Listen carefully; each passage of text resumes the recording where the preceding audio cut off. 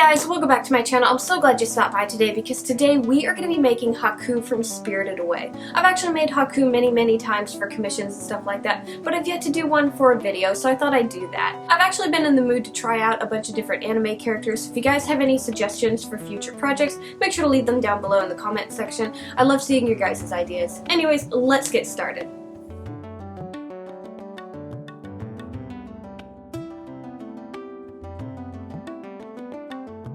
Okay guys, so the first thing that I'm going to start working on is actually going to be the horns for Haku.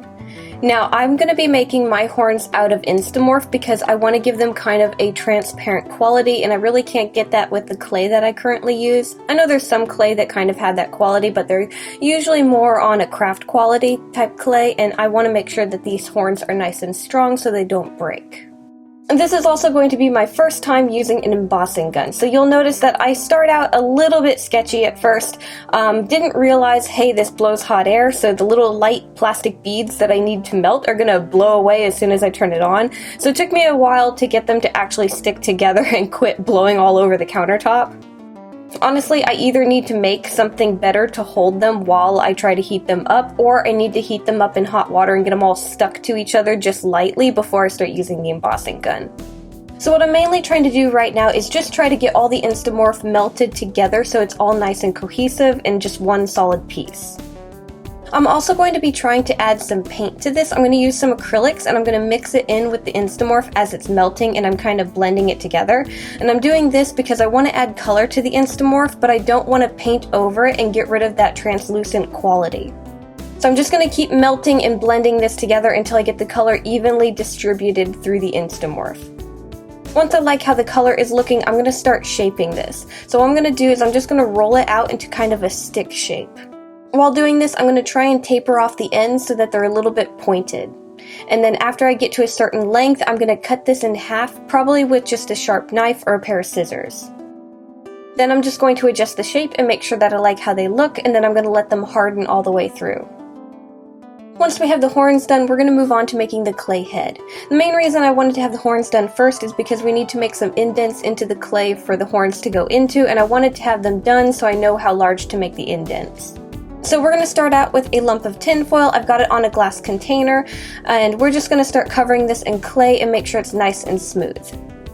Once we have a basic shape down, we're going to adjust it to make sure we like the shape of the head a little bit more, and then we can start adding the details to it.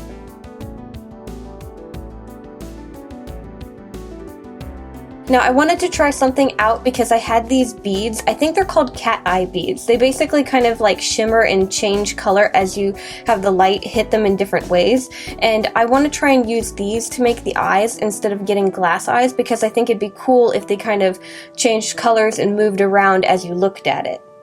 So I'm going to push these into place, make sure they're nice and even, and then I'm going to start covering them up with the clay to make the eyelids. So I'm just going to kind of frame around them and then blend that clay into the rest of the face. You'll probably notice that the face has a few lines drawn onto it, and I mainly did that to help me keep an idea of where I want everything. So if you have trouble making features nice and even, I'd recommend kind of making a grid system on your clay. You're going to end up blending this out later after you get everything laid out, so you don't have to worry about it messing up details. It's just kind of like a temporary thing to help you get everything laid out. Once I like the shape of the clay around the eyes, I've got the little brows and different things like that placed, I'm going to start working on the nose. So I want the nose to be nice and pointed, so I'm going to add a little bit more clay to the end of the snout, blend it in, and then shape the nostrils.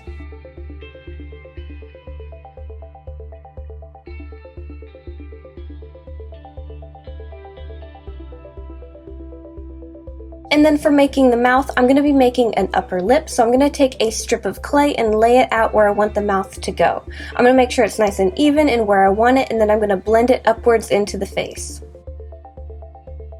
Now honestly, if you're going to be furring the face like I am, you won't need to add any more details than this, other than adding some holes for the different details like your whiskers and your ears and your horns. We'll need to make holes for those. So after I get those holes laid out for where we're going to add the horns, the ears, and the whiskers, I'm going to clean up the edge around the base of the head, and then we're going to put this in the oven for probably about 45 minutes at 275 Fahrenheit. Okay, so we're going to start working on the clay feet. So I've started by making a very simple wire frame, and we're going to start building our clay on top of this. Now all of these feet are very similar to one another, so I'm mainly going to just show you the sculpting of one foot and do all the other feet off camera. The only thing different with the front and back feet is really how they connect to the body, so it has nothing to do with really the sculpting of it. They may come out slightly longer, but you can honestly do them all the same size and you wouldn't really notice anything. So once I add a little bit of clay to cover up where all the wires are combined, I'm going to add some claws to the ends of the tips of the wires, and then we're going to pre-bake this for like 20 minutes at our normal 275 temperature. Once that's out of the oven and is cooled to touch, we can start working on the bottoms of the feet. So what we're going to do is we're going to make a bunch of strips of clay about the thickness that we want the toes to be and the back of the leg to be. We're going to lay those out on the wire frame, blend them together, and then maybe add a little bit of a texture to them. Once we have that laid out, we can put this in the oven again for probably 30 minutes just to be safe at 275 Fahrenheit.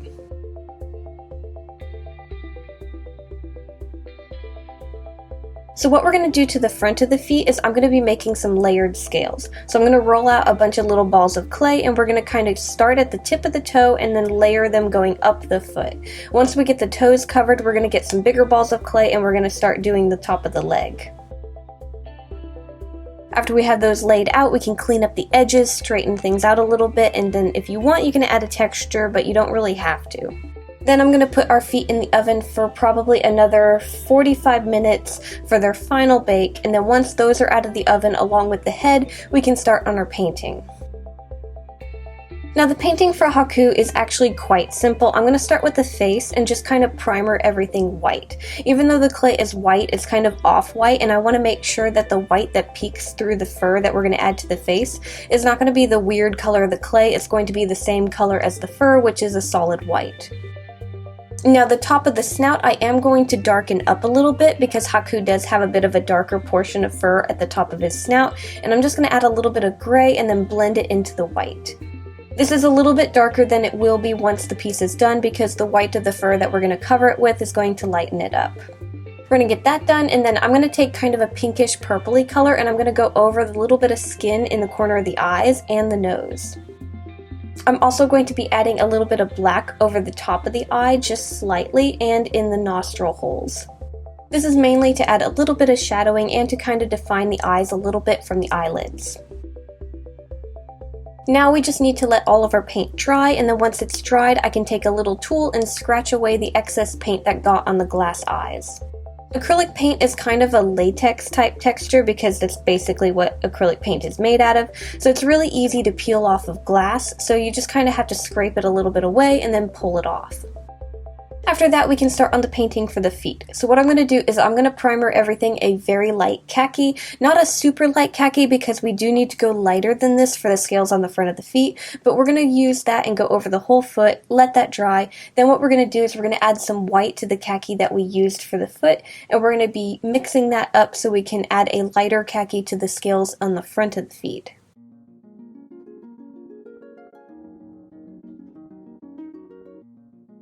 After that, we're going to paint our claws a light gray, and then we're going to let everything dry a little bit, and then I kind of want to lighten these up a little bit more, so I'm going to kind of whitewash over them. So I'm going to dirty up my brush with a little bit of white paint. I'm going to barely have anything on my brush, and then I'm going to kind of brush over the whole surface of the foot, just slightly catching the paint on the more raised up portions to lighten it up.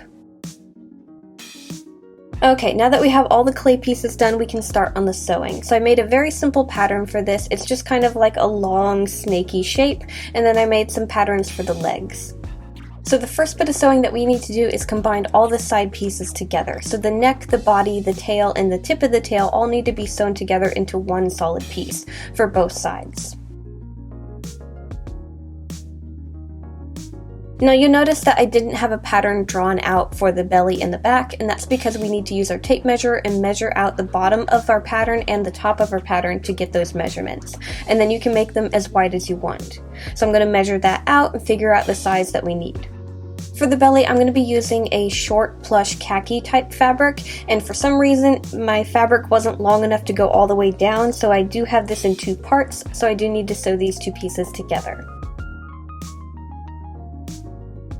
And then for the stripe of fur that goes down the back of Haku, I have it in 3 separate sections. Mainly did this because I didn't have a really long piece of fabric, so I measured out the length of the back of the neck, the back of the body, and the back of the tail, and we're going to sew these all together into one solid strip. After we have all those connected, what we're going to do is we're going to take our strip of fabric for the back and the side pieces, and we're going to sew the side pieces to our strip. So we're going to combine all of these together. We're not going to add the belly piece to this just yet. We have to wait until everything is on the wire frame. And then we need to sew the legs. So I have the front legs, the back legs, and they each have an inside portion and an outside portion. We're going to sandwich those pieces together for each leg and sew down just the front. After that, we have everything ready to start putting Haku together. So what we're going to do is we're going to start off with a wire frame. I made a very simple one, it's just really long, and we're going to put the body fabric over this. So we need to cut some holes for the wires for the legs, that way we can run those through, and then we're just going to slide this right over. Then we can take the clay head and we can glue it to the wire for the neck.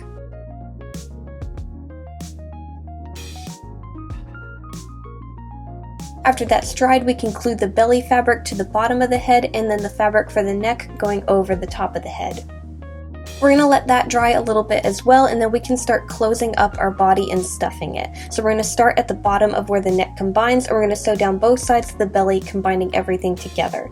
Make sure you're stuffing as you go because it's a lot easier to stuff as you go instead of doing it all at once. Once we have our body stuffed and closed up, we're going to start shaving the fur down a little bit because he's just way too fluffy. I'm mainly focusing on the sides. I'm not going to really mess around with the back of him because I like the long fluffiness of his stripe.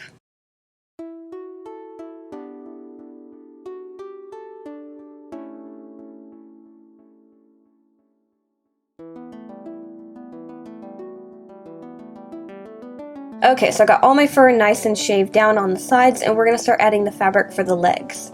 So what we need to do is we need to sew the fabric for the legs onto the sides of the body, kind of engulfing that wire for that leg.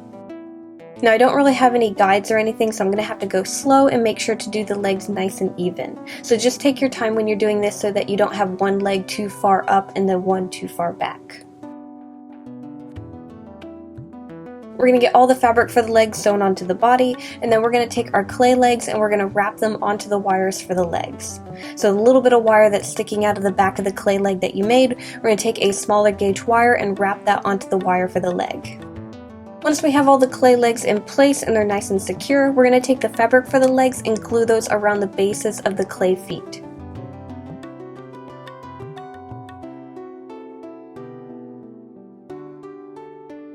We're going to give those a little bit of time to dry, and then we just need to stuff and close up our legs, and then after those are closed up, we're going to shave the legs as well. Okay, so we're getting really close to having Haku done. His body is basically done, and now we need to finish his face. So I'm going to make a pair of ears real quick for him, and I'm going to take that same fabric that we used for the belly, and I'm going to cut out a shape for the inside portion of his ear. And then I'm going to glue that onto the surface of a piece of white felt. After that's dried a little bit, we're going to cut that out and we can glue these into the holes that we have for the ears.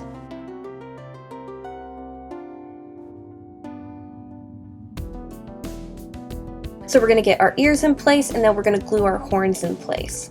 Once those have dried a little bit, we can start furring the face. So the larger portions of the face we can just cut fabric to fit. And then for the rest of the face, what we're going to do is we're going to take fur trimmings from the fabric that we used for the body, and we're going to glue it onto the face. So we're going to lay out some glue on the surface of our face, and we're going to start sprinkling and kind of pushing in our fur trimmings. We're going to use our tools to make sure to kind of clean up the edges and make sure the fur isn't just all kind of messy. We want to straighten it up a little bit, and then we're going to let that dry.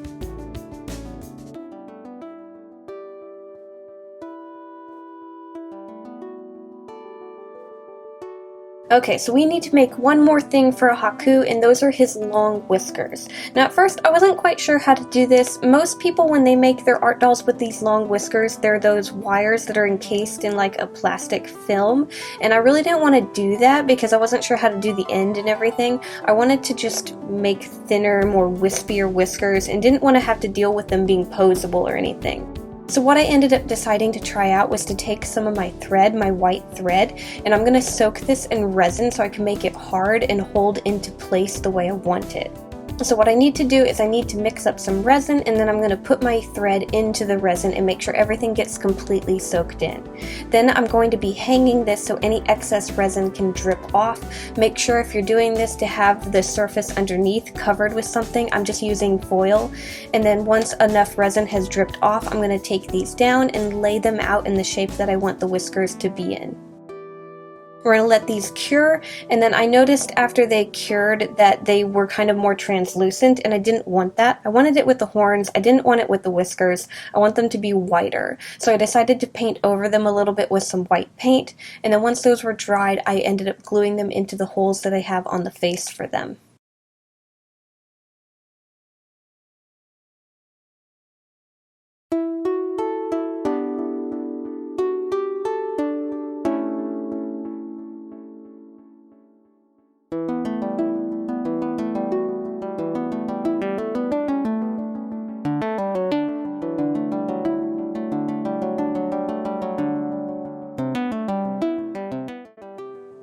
Okay guys, and that's how I made Haku from Spirited Away. I had so much fun with this project. I'm going to have him along with a bunch of other creatures in my Etsy shop, so if you want to buy anything, make sure to check the links down below. Thank you guys so much for watching. Make sure to like, subscribe, do all that fun stuff, and I'll see you guys next time.